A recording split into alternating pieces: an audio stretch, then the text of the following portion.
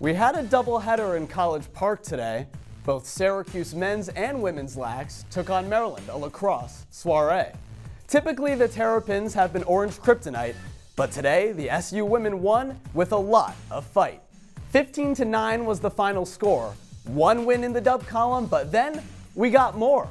SU men's lacrosse took the field of play, but unlike their orange counterparts, it just wasn't their day. 11-7 was the final tally. In the last 7 matchups against the Terrapins, the Orange just couldn't rally.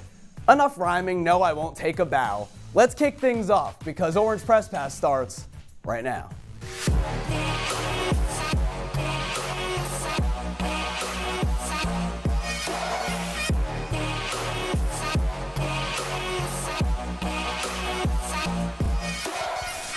Welcome into our CitrusTV studios for this episode of Orange Press Pass. Adam Avin, Nicholas Waley, and Timmy Weiss here with you, breaking down Syracuse men's and women's lacrosse games today, both against the Maryland Terrapins. These were 2 top 10 matchups, guys. The women came out victorious. The men, unfortunately, did not. And this was a number 2 Gary Gate-led team that had a lot of expectations in their first big matchup of the season. Nick, let's start with the men's team. What were your first thoughts on this game? Well, the story around the season so far, of course, has been how good the offense was. But in that second half, where did the offense go? I mean, it completely disappeared. Only scored 2 goals in the second 30 minutes. It was overall just so disappointing from a Syracuse perspective going forward. I didn't think the defense was too bad. Definitely left much to be desired, but overall on offense, only Owen Hiltz was able to find the back of the net. Joey Spallina was non-existent. Michael Leo had a really awful game by his standards. I think going forward, Syracuse just completely disappeared going on offensively. Well, Nick, it really didn't make much sense to me. What happened from that first half to the second half? I was honestly just a little bit confused of how the team could completely change from that first half to the second half. The offense in particular has to stand out. You only score 2 goals in that second half. The offense has been clicking all year long, and then all of a sudden, they just go away, go to sleep. It made no sense. It's not Syracuse lacrosse that we've seen all year, and it was disappointing. A disappointing one from the Orange, but if my analyst foreshadowed anything, this one isn't going to have a good result. Let's take a look at the highlights from this game because after all, it's still Syracuse lacrosse and there were still highlights right from the jump.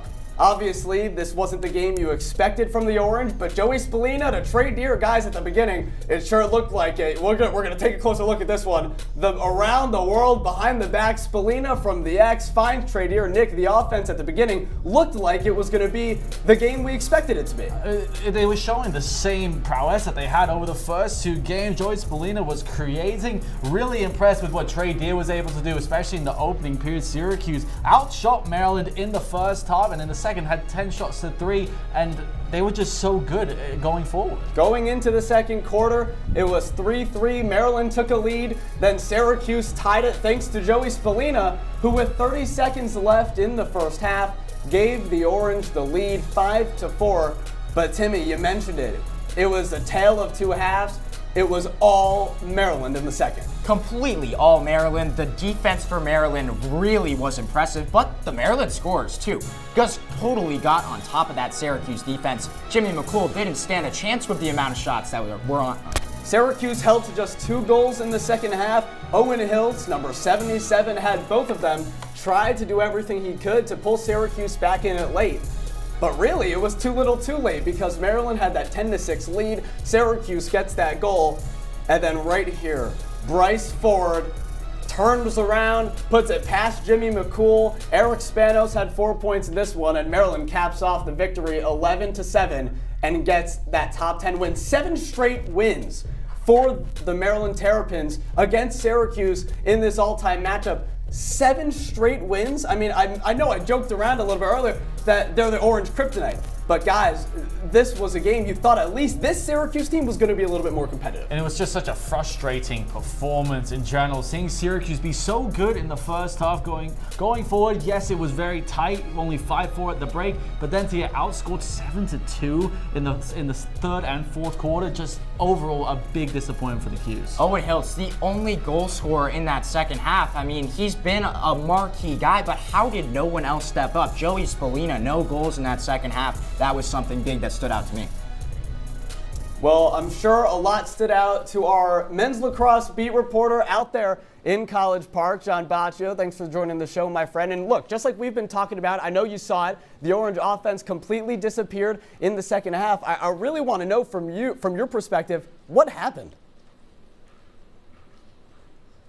So the second half was absolutely dismal for Syracuse men's lacrosse. Maryland outscored them 7-2 in that second half, and really the biggest reason for it was Syracuse was just making sloppy turnovers, and Maryland was consistently picking up on it. While the turnover column did look similar for the entirety of the game, Syracuse had more in the second half, and ultimately the offensive middies got shut down by short stick D middies. Michael Leo, Luke Roa, both of those guys in the second half were absolutely mute. And without them, this Syracuse offense is much worse than it can be. So that was really the biggest reason for Syracuse's downfall in the second half.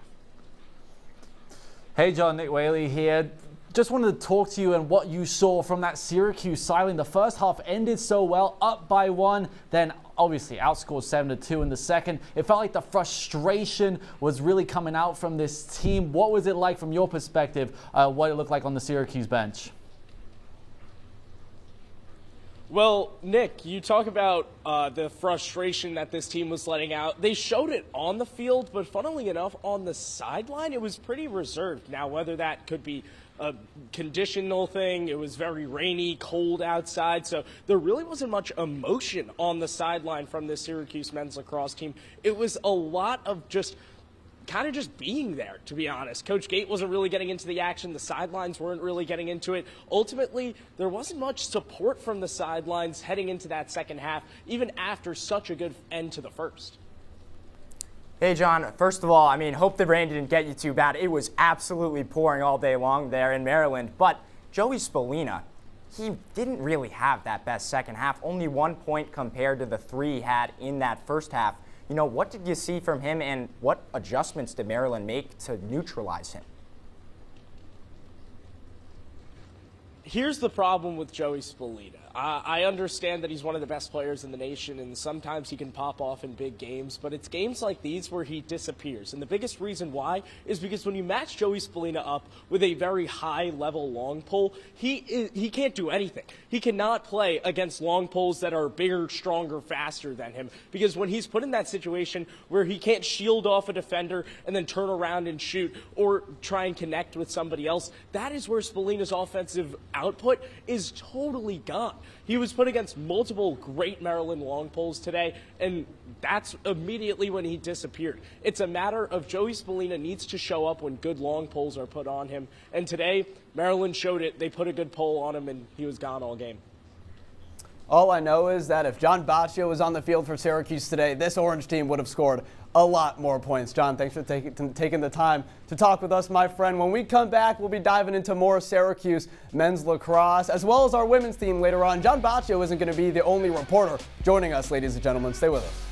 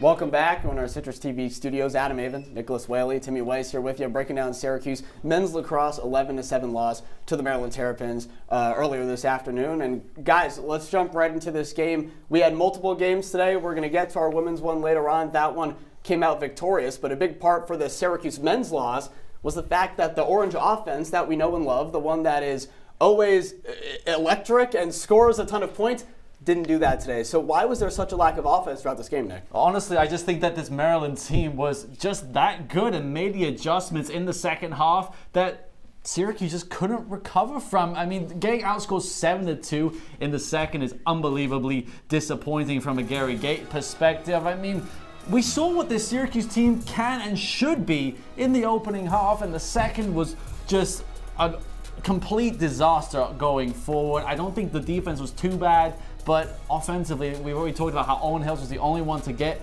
on the score sheet in the second, and Syracuse were just desperate. They were just chucking shots hit left, right, and center with not much precision, and overall just really disappointing. There was really no point in that first half or second half where the Q scores looked super threatening, Nick. I mean, sure, they were better in that first half compared to that second half, but even when they had the possession more in the first half, it didn't matter. Maryland was able to shut them down, and then when it got to the second half, Maryland had more possession, Syracuse couldn't get chances, and then that led to no scoring at all. So Syracuse has more shots on goal. The shots by both teams are really similar, but the shot percentage, the ones that actually went in the back of the net, I mean, that was the biggest issue there. Maryland wasn't making it easy, guys. They weren't at all. I think that really shows how important their defense and how important it has been for them over the years, and also shows just how important defense is in lacrosse going up against a Syracuse team that everyone was like one of the best offenses in the country. Maryland proved that, hey, they can be neutralized. It was also that maybe Syracuse had a lot of shots, but they didn't put much of them on net. And when you don't put shots on net, well, you're not going to score goals, guys. Right. I mean, and by the way, Maryland only outshot Syracuse, in one quarter, which was the third quarter, right? Which is where the momentum completely flipped, which isn't something new in a Syracuse-Maryland men's lacrosse matchup. I mean, we saw it last year. Syracuse had that early lead. Maryland storms back. We think Syracuse wins the game, but there was a crease violation, and ultimately Maryland wins in overtime. John Tillman and the Maryland Terrapins have been deadly when it comes to playing Syracuse over the last 7 matchups. The Orange haven't won a game against Maryland since 2009. Timmy, is Maryland every year kind of this reality check for the Orange, like they can't win a big game? It's a reality check, and maybe you could blame it on the fact that Maryland, Syracuse seems to be their kryptonite, I guess. But at the same time, I mean, you gotta be able to get these big wins at some point. It doesn't make sense that they can't get these big wins, and it's more so stands out that you finally face a good team with a really good defense, and that's when you struggle. That's the worry to me, is this Syracuse offense actually as good as we thought it was? Well, John Tillman has never lost to Syracuse since he took over the Maryland program in 2011. It says a lot, really. I mean, these are two programs that have so much history. Maryland, the second most national championships. Guess who's number one, though? Syracuse. But when you look at the results since, the last 7 results, I should say, I mean, it's not even close. I mean, some of these, of course, 2 overtime losses as well happened last year. Like Adam mentioned, it was very unlucky in the end. Syracuse, they pretty much had the game won, and then obviously didn't go their way. But this is an issue that has happened throughout Gary Gates' tenure as SU's head coach. Go up against top 10 teams. It only started in 2024 where they were able to get a few more of those ranked wins against Duke and Johns Hopkins. And last time they won against Maryland was in the 2009 National Championship. So it could have been maybe a secret recipe. Wasn't this year, though. Well, I want to move things over to the women's team real quick because they did beat Maryland today. And overall, all time, they're 3-21, which isn't great. But those 3 wins have come in the last 5 years. So the Orange are working their way up to making this a little bit more of a competitive matchup annually. And this women's team had a statement win today. They won week 1 against UAlbany, and then in their second game, They beat a top 10 team in Maryland, Nick. How impressed were you with this women's team today to be able to overcome a top 10 opponent, which also, like the men's team, has struggled over the past couple of years? I mean, I was thoroughly impressed with this team because going into the year, there was so many question marks with Kayla Trainer and what this team was going to look like. You're losing one of your best players in Emma Tyrell. I think Olivia Adamson has made that big step, that veteran presence, but also Emma Mushnick, the freshman, coming in, making a big impact as well. She has made that step up as well. I think this is a really, really good Syracuse women's lacrosse team. Yeah, Adam, you said that they beat them, but they destroyed them. This was domination from the start, and you went up 5-1 right away. I'll talk about that a little later on with our reporter. But what stood out to me is that they lost in the draw circle, and they still dominated the game. You know, that was something that was a huge concern. Is Kate Mashevsky, losing her? Is that going to be a big problem? But nope, it didn't matter. Syracuse still poured it on against a great team. Syracuse women's lacrosse still able to get the job done. I used to cover that team back in the day, know a little bit about seeing that team go on and win some games. And I'm glad that they did that today because there was a split there, but still a lot of good performances. And let's start with the men's player of the game, and it goes to none other than the star for Maryland, Logan McNaney. I mean, look at this. He had 12 saves, allowed those 7 goals. But, I mean, boy, was he great today. I mean, this is his 6th year at the goaltender spot for this Maryland team. He's been around a while. He was a national champion 2022, was the most outstanding player in that tournament. I mean, he's just him. Well, to hold Syracuse scores to just 7? I mean, that's not easy to do. Not an easy thing to do. Speaking of 7, our women's player of the game had 7 points today, and it's none other than Emma Ward. The grad student returning for that 5th season had 3 goals, 4 assists on just 5 shots. I mean, what a performance from Emma Ward today, Timmy. Yeah, I mean, she was athletic all day long and shooting, scoring. Had a couple behind the back ones too, did some good ones today. And now has 12 points already this season. She's a key player to the squad. And there were so many questions coming into the year offensively for the Syracuse women's lacrosse team. She was always going to be Miss Reliable. Well, Syracuse men's lacrosse couldn't get it done. Maryland covered that whole game, but the women's team, let's get into that because they destroyed the Terrapins just like we thought the men's team would do. Our reporter Jake Klein joins us next. Stay with us.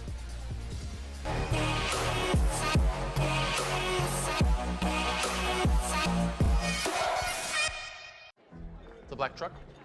Hey, Christina from accounting. Yeah, hi. Hey, I used to date a girl named Christina. Oh, really? Yeah, and then she dumped me for my best friend. You want to see some photos of them that I took? I don't. I thought we talked about this, buddy. Buzz and overshared again? Yeah. Yeah. I'm gonna call a car. That's a smart idea. So, yeah, I know, that's why I did it. Hey, you're gonna get back to the top of the mountain. Does that mean I'm gonna get back with Christina? No. Oh. No.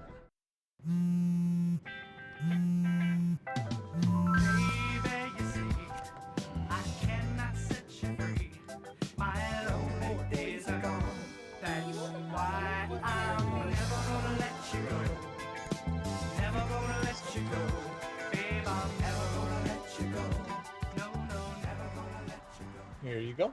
Thank you. Thank you.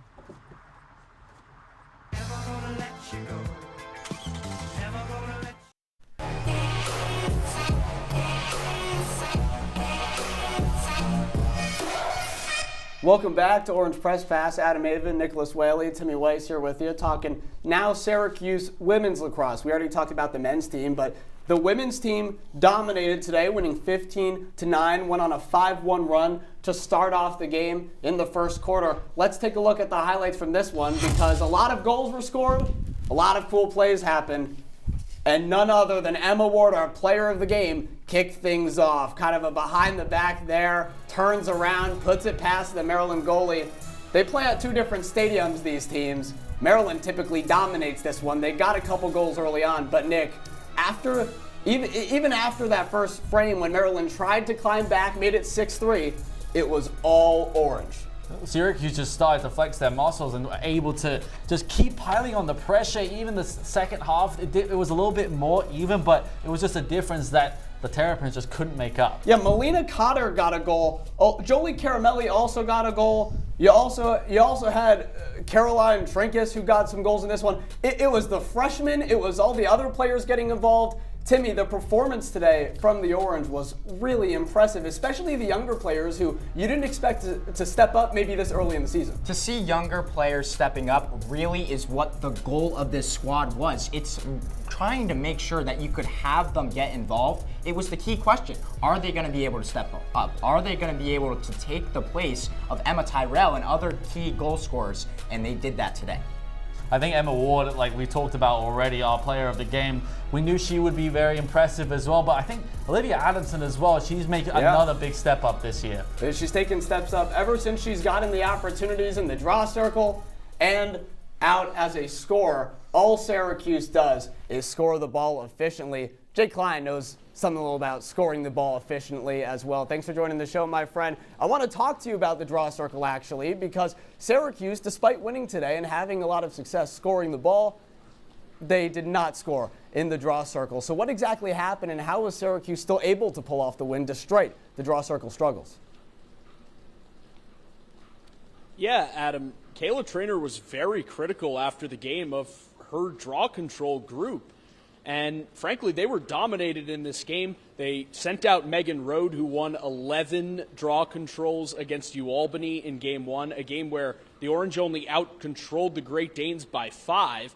And Rode was pretty quickly benched after Maryland won 11 of the first 15 face-offs of the game. Olivia Adamson, who had previously, during a Kate Mashesky injury, played a role at the draw circle, came in. She was a little better, helped even it out, but that's a real area of concern going forward for Syracuse. Hey, Jay, going into this season, there was a certain amount of doubt for the Syracuse women's lacrosse team. I mean, even today, our friends on Q's Countdown all predicted a Maryland win. Does this victory against a number 7 Maryland team that everyone predicted to even win this game eliminate any sort of doubt about this Syracuse team? You know, Nick, I don't think it does. Maybe it eliminates some of the doubt that Syracuse wasn't going to be a top-tier team this season, but the issue for Syracuse has never been beating number 7. The issue has been beating number 1. And until Syracuse does that, frankly, I don't think we can say any of that doubt has been eliminated. Syracuse today just did what it normally does. Hey, Jake. Hopefully, I hope that you're enjoying College Park so far. But Syracuse, was up 5-1 just 8 minutes into this one, and really everything was clicking. How did they have such a good start, and did that start propel them to the win today?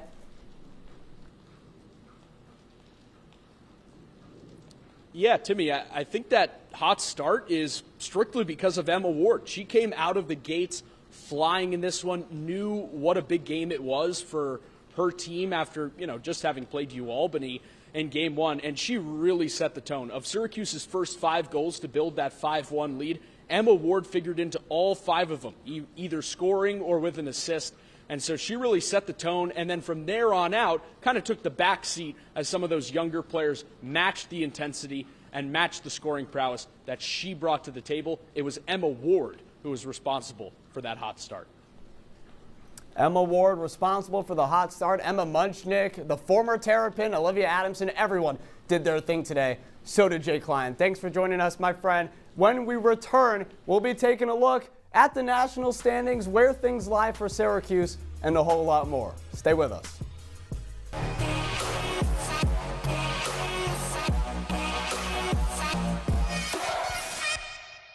It's a beautiful day out here. Sunny today with light breezes, giving way to clouds in the afternoon. We could see some light precipitation to moderate precipitation later on, followed by powerful storm-like conditions. 90 miles per hour winds are expected. Authorities are asking everyone, stay indoors. Come on, that's it. Let's go.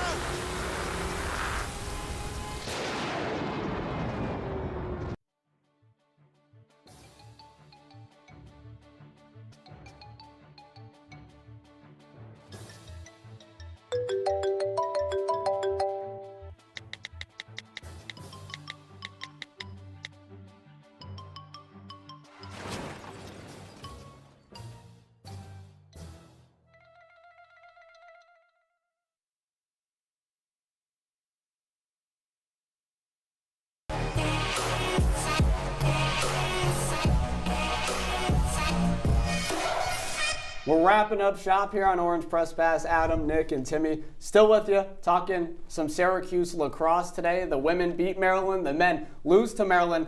Guys, let's take a look around the NCAA, see what else is happening around the country in the world of lacrosse. You see some important men's scores on the left, some women's ones on the right, and to me, that Boston College Northwestern stand out, two of Syracuse's prime rivals, Nick. I mean, the fascinating thing about that game was that BC went up 6-0 to start that game, so it really shows how difficult that game at the end of the regular season will be for Syracuse women's lacrosse. Always is, every year. Always is. For whatever.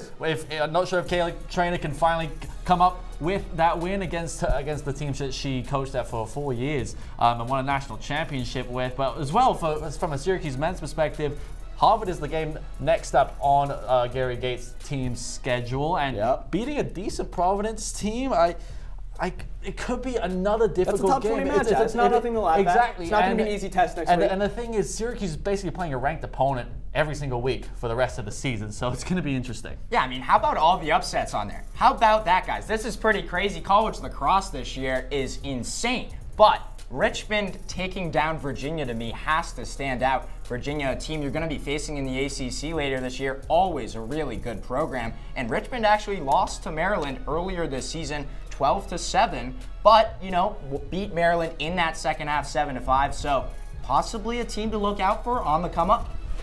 A lot of other teams around on the come up as well.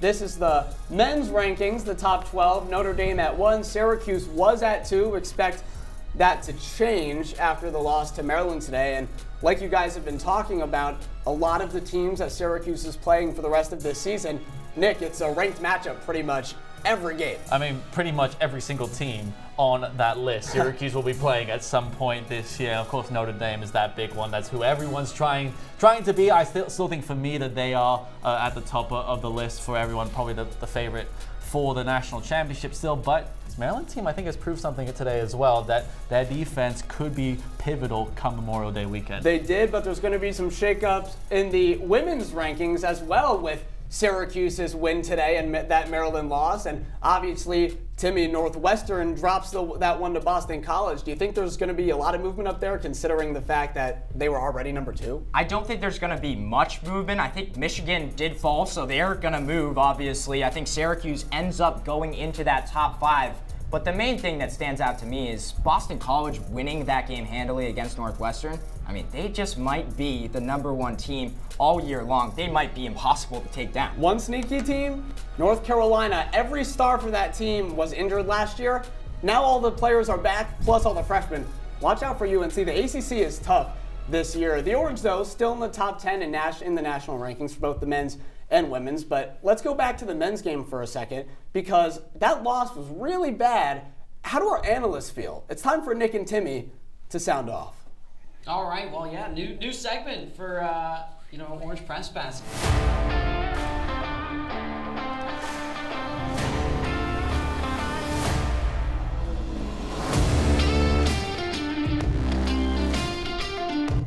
There's something that the great Greg Popovich once said. Defense is what wins championships, and that was proven today for Syracuse against Maryland. The Maryland defense just was spectacular all day, and once again, Syracuse couldn't close out an early lead. It happened again. Gary Gate unable to help his team get back over the line, and it's another issue against these top 10 opponents, and stepping up to the big occasion in Gary Gates' tenure. I think this team is the best team that he has had for Syracuse, and look, I think this might be the best opportunity this or next year to win a national championship. It needs to happen, and Syracuse needs to figure it out, especially defensively. I agree with you, Nick, that this is the best Syracuse team that has been in the Gary Gate era, and that's why this is still a national championship team. Don't get me wrong, it's a bad loss against Maryland. It's a huge blow that they lost today. But remember, this is the number 6 team in the country. This is an away game. This is bad conditions. This isn't in the dome. This is a tough team that you're playing against, but it's still a big blow because it proved today that you still can't quite get over the hump against those really good teams. And also, I don't know if the Syracuse offense is quite at that best level yet. All right, so despite the loss today, you're still optimistic that they're still a contender. Let's take a look at our next OPP, and guess what? It's happening today. A team that has struggled, unlike Lacrosse. Guys, the Orange and North Carolina. Last year, I was on this exact program where Syracuse defeated number 7 UNC. Will they be able to do it today? Well, we don't know. Do you guys have any predictions? Syracuse lost. Syracuse definitely losing 80-60. Come on, 2 years in a row, Syracuse men's basketball gets the win. For Adam, Wow. Nick, and Timmy, thanks for joining us on this Lacrosse OPP, and we'll see you next time.